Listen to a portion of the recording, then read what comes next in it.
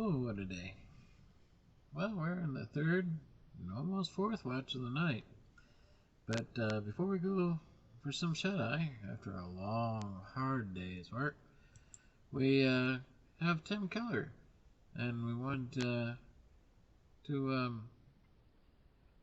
have him talk to you about how an alcoholic would struggle for his car keys, and yet our love would prevent him from grabbing those keys.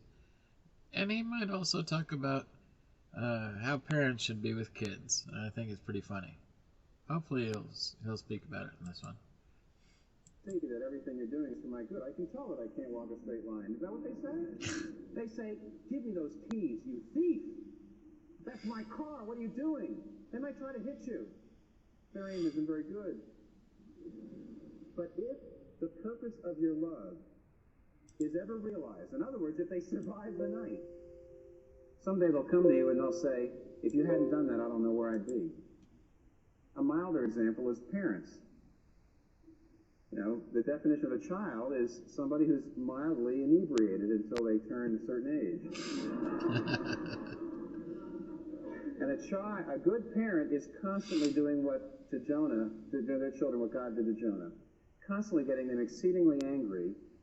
If you really want to live for the present, if you're a selfish parent and you just don't want your kids mad at you, if you want to live for the present, then you can always give them their way and just figure that later on they'll be selfish, undisciplined, and maladjusted adults. Or you can decide, I'm going to make my love, I'm going to give my love a future orientation instead of a present orientation. I will not mind the fact that they're going to be mad at me today because I think about the future. My love has a teleological dimension. It's got to tell us. It's got a purpose. It's got a future. I see where I want my child to be and the love I want to have with my child then, and so I give in. I don't give in that right now to being present-oriented.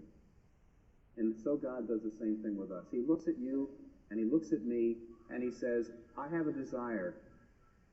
Someday I want you to become the person that you in your deepest inmost self want to be too. That you must. So you see, it's true. Children are mildly inebriated, and they need our help. They need our guidance. So don't let them do what they want to do, parents, just like God doesn't let you get away with doing everything you want to do, because there will be payback and punishment and correction. The easy way or the hard way? Now or later? Something to think about from Tim Keller.